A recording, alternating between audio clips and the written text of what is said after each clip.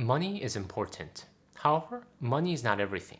Despite how much our capitalistic society wants us to believe in that myth, money is only a tool to enable us to design and live a life that is meaningful to us. So in that spirit, let me share with you 12 of my favorite takeaways from Scott Galloway's The Algebra of Happiness, the pursuit of success, love, and what it all means. My number one favorite takeaway from The Algebra of Wealth. Recognize that the most important decision you will make in your life is who you choose to partner with for the rest of your life. It is not where we choose to live, what career we decide to pursue, or even who our friends are. It is who we choose to partner with for the rest of our life. When you can build a life with someone who you love and loves you back, you are rewarded with a life filled with contentment and joy. However, if you're sharing life with someone who is unstable or has contempt for you, contentment and joy are not even in your vocabulary. So if you're at a phase in your life where you're looking for the right partner, choose wisely, because it will have one of the biggest impacts on your life satisfaction. But the big question is how, right? I mean, that was the billion-dollar question I had when I was in the dating market as well. So Scott recommends a few tips. 1. Find someone who likes you. Like someone who likes you. Who likes you for who you are, all your quirkiness, oddity, and everything in between. And this I can personally attest to. There is no greater feeling than having your love reciprocated. All of us reach contentment when we can recognize a shortcut to happiness. Finding someone who chooses you over everything and everyone else. 2. Find someone you're physically attracted to. This one doesn't need an explanation. 3. Find someone who you're aligned with, especially around passion, values, and money. Money is especially important because it comes up again and again as the number one source of marital stress and tension. Bottom line, don't take the decision of who you choose to spend the rest of your life with lightly. Be intentional. If you want a shortcut decision-making framework, follow Derek Sivers. If it's not a hell yeah, it's just a straight out no. My number 2 favorite takeaway from The Algebra of Wealth. Once you've found your life partner, stay together. If you're married, stay married. And it's not just for the emotional and mental reasons. Separation and divorces are one of the most painful life experiences anyone can face. Additionally, there are economic reasons why it is in your best interest to stay together, through thick and thin. Once married, your household net worth grows at an average of 14% a year. Thus, married couples, when they reach their 50s, on average has 3 times the assets compared to their single peers. There is additional income, economy of scale, and security that comes with a healthy marriage. But relationships, for many of us who have been knee-deep in it for many years, know how hard it is to maintain and cultivate it. Well, Scott, who's been through a painful divorce himself, provides us with some practical tips. 1. Don't keep score. Marriage is not 50-50. There isn't and shouldn't be a scorecard. There are things that we should measure, but marriage shouldn't be one of them. It takes away from the real joy of giving to each other. Do things for your partner simply because you love them and care for them. 2. Don't let your partner be cold or hungry. We're not at our best selves when we're cold or hungry. Worse when it is both. Ever heard of the term hangry? 3. Express affection and desire as often as possible. Express to your partner through affection and touch that they're desired and wanted. People who don't feel desired are more likely to feel insecure, and this can spiral into behaviors that can destroy relationships. Indifference and contempt.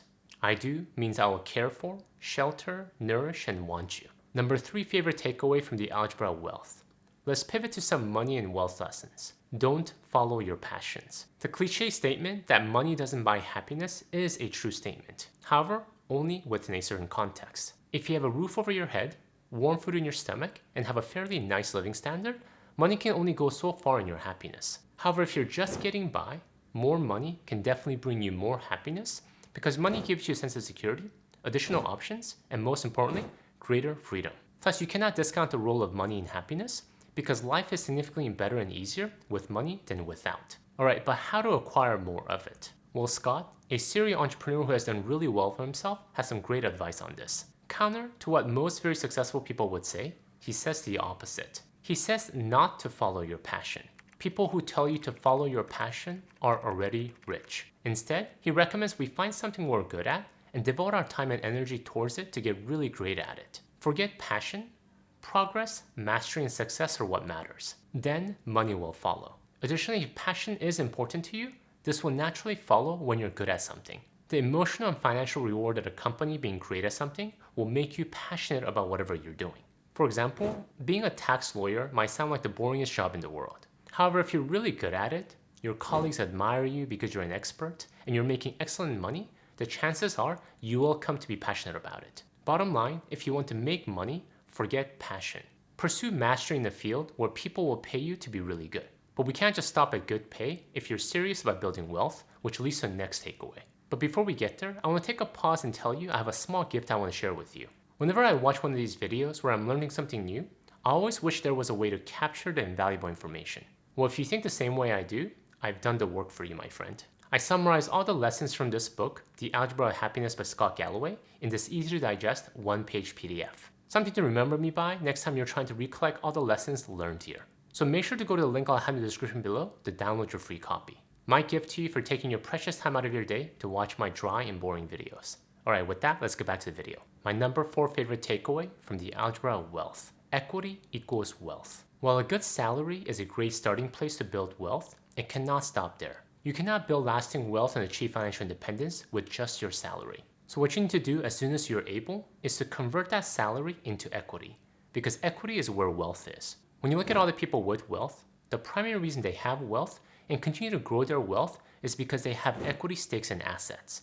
Public company stocks, real estate, or private companies. A few tips here. When investing in assets like the stock market, make it a goal to buy and stay in the market at all times, because most people, including yourself, are not smart enough to time the market. Additionally, try to diversify as much as possible, within an asset class, across asset classes, and even across countries. And if you spend enough of your money, not on stupid things, but on buying assets, you will get to a point where your passive income from these assets will cover your living expenses. And if you get to that point, congratulations. You are now what the rest of the world would call rich. The definition of rich is having passive income greater than your burn. My number 5 favorite takeaway from the Algebra of Wealth. Boring is sexy. Let's talk a bit more about assets. If you scour the internet about the best assets to buy, best companies to buy an equity stake in, best investments to grow our net worth, you'll be bombarded with full range of options. Starting from what sounds so cool to I have no idea what that means, but it still sounds cool anyways. Metaverse real estate, AI-powered hedge funds, disruptive tech ETFs. I say ignore pretty much all of them, and I think Scott would say the same. Now, Scott has been in the tech world as both a founder and investor for many years, so I'm sure he understands these kind of investments much better than I do. But even he talks about how we must be careful. I try to avoid investing in anything that sounds remotely cool. So embrace the boring. For me, my favorite, the most boring but effective assets are low-cost, broad market index funds. They're as vanilla as you can get, and no one will ever think that you're a sophisticated investor. However, none of that matters. They work, they can build wealth, and to me, that is darn sexy. Alright, you're saying you get it. You understand the power of boring when it comes to investing.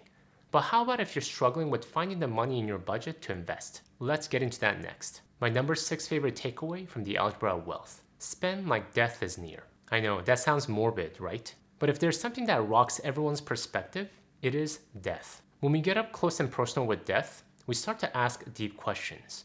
What is life about? Did I live a life I am proud of? And did I spend my money in ways that reflect my values? Thus, marketers hate old people because old people are closer to death than the young and they have perspective. Rather than spending money on cool gadgets and fancy toys, they spend their money on things that truly matter. Experiences, giving, and time with their loved ones. In sum, they become fearful and remarkably less stupid, refusing to spend money on high-margin products that young people hope will make them feel more attractive or powerful. So regardless of how morbid this lesson sounds, force perspective by thinking death is near. Then spend accordingly. You'll be surprised at your own spending habits. My number 7 favorite takeaway from the Algebra of Wealth. Get the easy stuff right. Scott shares a story about how once a student came late to his class and he kicked him out. Some drama ensued because the email exchange was forwarded to the press. Apparently, the student thought that being kicked out was harsh because he was auditing several other classes simultaneously and he wasn't aware of Professor Galloway's policy on being late. Well, Scott completely disagreed. He saw the entitled attitude of the student as flat out wrong, completely void of any baseline of manners. Many people believe you need some special God-given skills or talent in order to get ahead in life. 240 IQ, ability to run the mile in under 4 minutes, special gifted abilities that only a rare few possess. However, the fact is that if you do the basic stuff, the easy stuff right consistently, you will do much better than the majority of people out there. And none of these require any special talent. Show up early, have good manners, and follow up. The lesson here? Easy. Don't be an idiot like yours truly and get the easy stuff right. What is another pretty basic habit that will supercharge your life? Let's get into that next. My personal favorite. My number 8 favorite takeaway from the Algebra of Wealth. Drink less.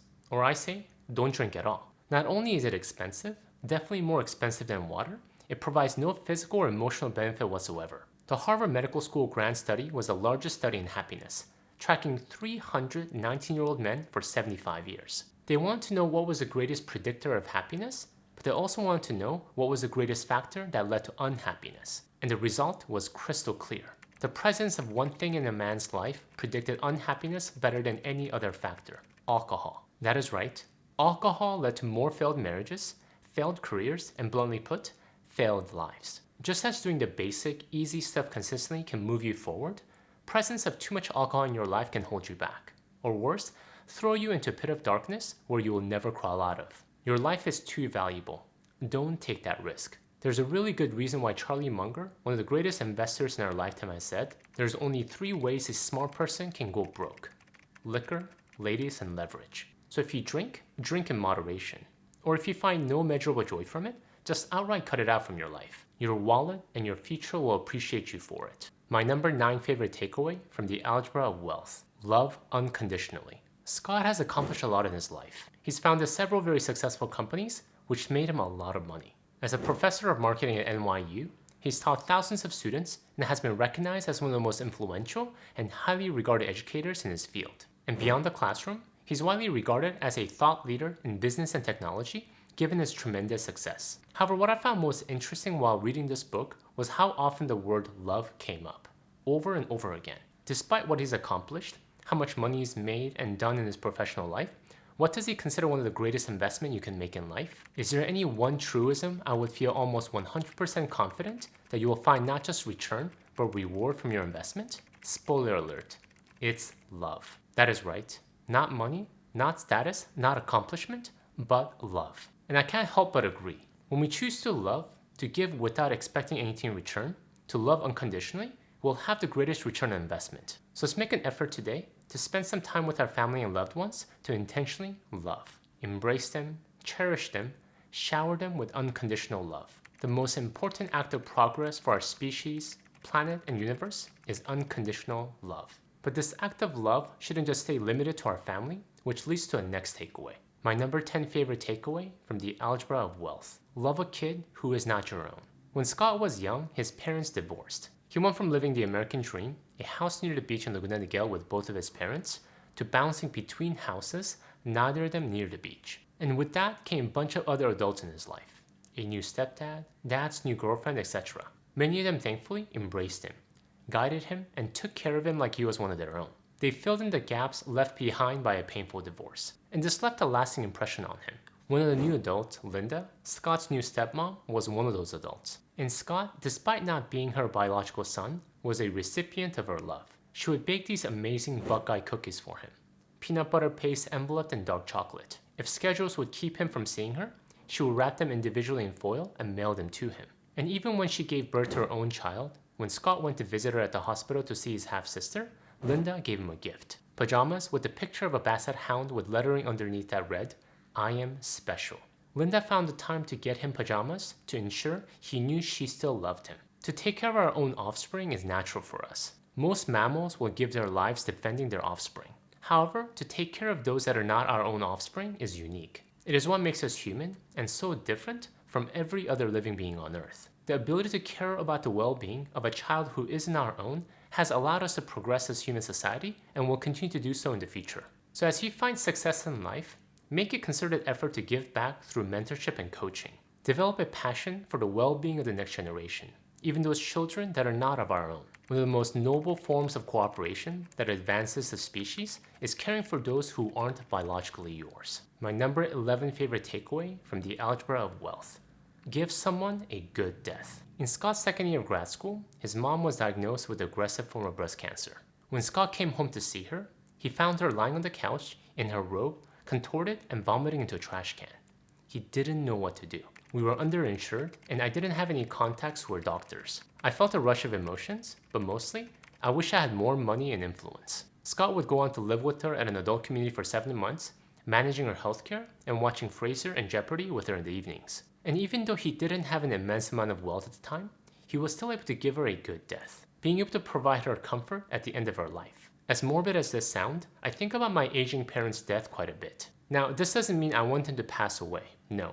It is rather, what state will I be when the time comes? Being in my 40s now, I have seen my fair share of deaths. Friends, parents of friends, relatives. And many were, as some would categorize, good death. Surrounded by loved ones and in peace. But some were just outright painful to watch. Instead of focusing on love, people were spending precious energy on money and unresolved tensions. That is something I personally want to avoid at all costs, and in a way, one of the reasons why money, or having enough of it, has been such a big priority in my life. When time comes, I want money to be the last thing we're thinking about. I want to focus on expressing love, spending precious moments, and giving a good death. But to get to that point, I have to put in the work now. So let's get our finances in order, people. My number 12 favorite takeaway from the Algebra of Wealth. Aim to be surrounded by love at death. Just as I want to give someone a good death, I also want to have a good death. And that is to be surrounded by love at death. Where you die and who is around you at the end is a strong signal of your success or failure in life. To Scott, if you die at home, surrounded by people who love you, you're a success. And I can't help but agree. Love and relationships are the end. Not money, not status, not accomplishment. Studies prove this fact, and our own personal experiences most likely validate this as well. So remember this. Let's work to build our careers and our wealth, but don't forget what it's all about. Professional and financial success is the means, not the end. Thank you guys for watching the theme of living our best life. If you want to learn some of the most powerful questions we should ask ourselves, please check out my video here. Until next time, all the best.